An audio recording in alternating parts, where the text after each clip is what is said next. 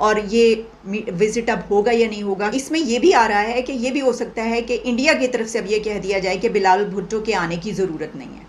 उसके ऊपर अगर वो ग्रुप पाकिस्तान में है या दावा किया जाता है कि है, क्योंकि हम तो हर एक को मना कर देते हैं, यहाँ तो कोई है ही नहीं। 10 साल तक हम उसामा बिन लादेन को खिलाते रहे और हमें पता ही नहीं था, हम इतने बेखबर लोग हैं। भारत इस वक्त इस रीजन की उभरती हुई एक पावर है।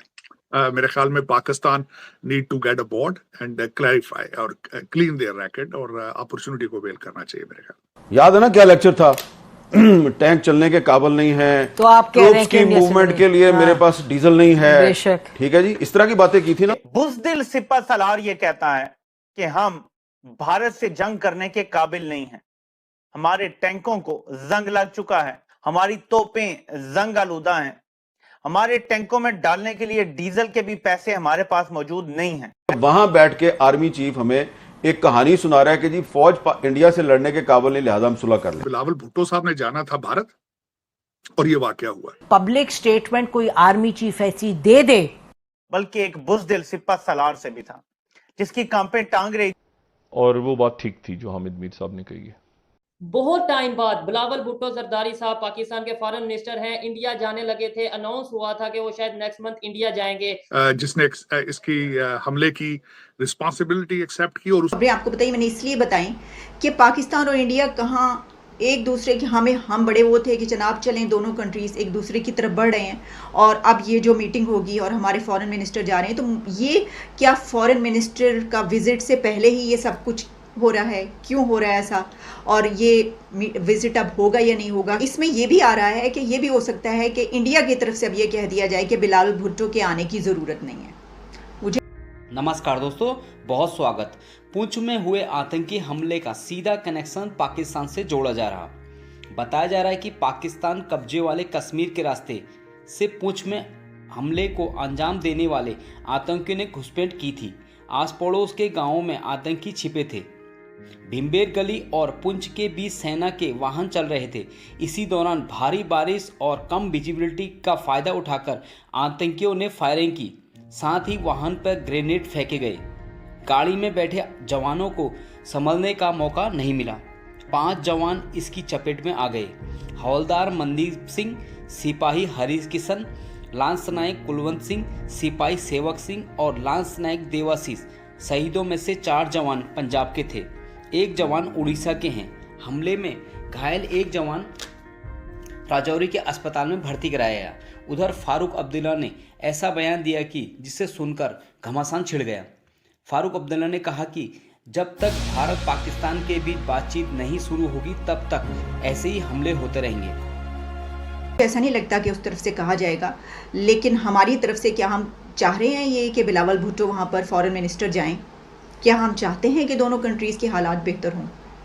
ये भी सोचने की ज़रूरत है। और कहीं हमारी तरफ से तो नहीं कह दिया जाएगा कि नहीं हम नहीं आ रहे क्योंकि ये तो ये हो गया, ये तो हालात ही हो गए। जब ये सुबह और बल्कि कल रात से खबरें आना शुरू हुई तो उसी वक्त ये पता चल रहा था कि क्या अब ये मीटिंग होगी या नहीं होगी। लेकिन मैं ये समझती हूँ कि अभी भी पूरी कोशिश करनी चाहिए, इन हालात के बावजूद भी कोशिश करनी चाहिए कि ये वाली मीटिंग हो जो होनी है और उसमें हमारी तरफ से फॉरेन मिनिस्टर जाएं।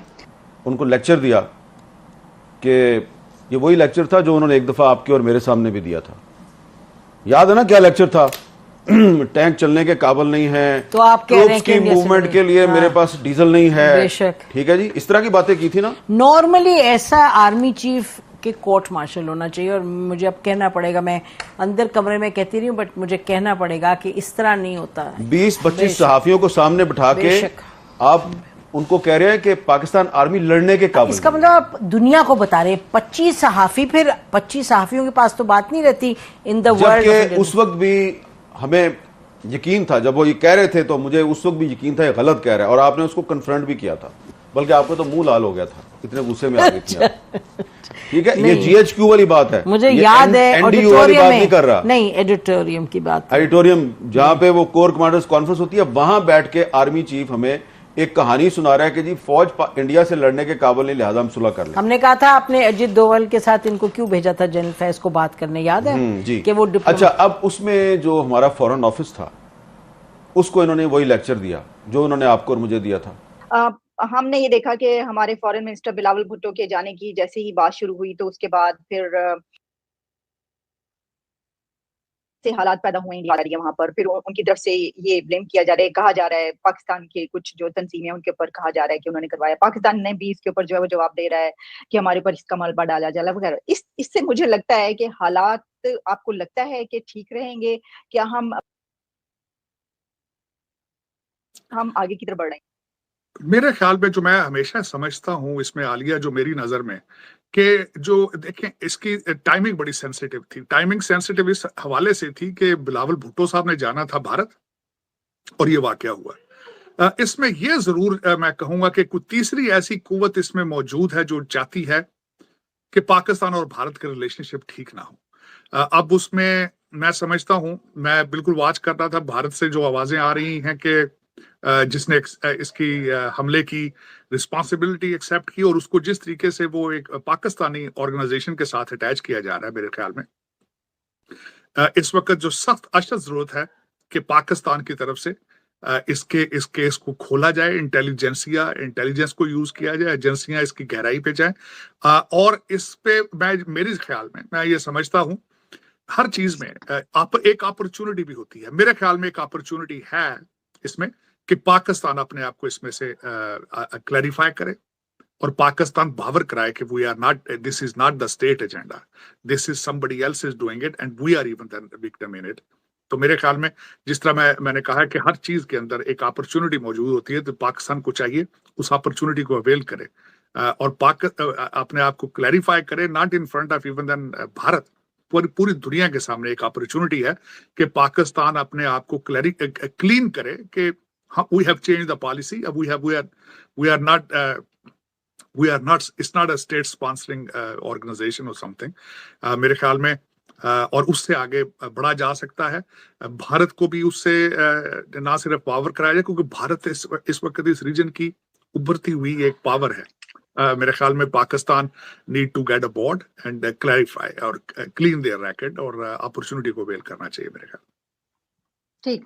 अच्छा साजिद साहब, आपके लिए सवालात बहुत से आ चुके हैं। पहले मैं सुमन चटर्जी हैं जो कह रही हैं, will Pakistan find a visionary leader who could re-engineer Pakistani society to walk path of development for all citizens irrespective of class or sex? देखिए, इस वक्त अगर जाती तौर पे मुझसे पूछा जाए तो एक तजर्बा हुआ था आज से 4 साल पहले, जिसमें मैं खुद शामिल था उस तजर्बे को साथ दुआएं करने के लिए, सपोर्ट करने के लिए। अनफॉर्चुनेटली अब उसके बारे में 2 ओपिनियन आ रही हैं। उसमें 2 ओपिनियन ये आ रही हैं कि खान साहब ने 4 साल तो मायूस किया, लेकिन उसके खान साहब के हर स्टेप को इस वक्त नोट किया जा रहा है। अगले दिन उन्होंने जो MPA के टिकट दिए उनके लिस्ट देखी जा रही है कि क्या हो रहा है।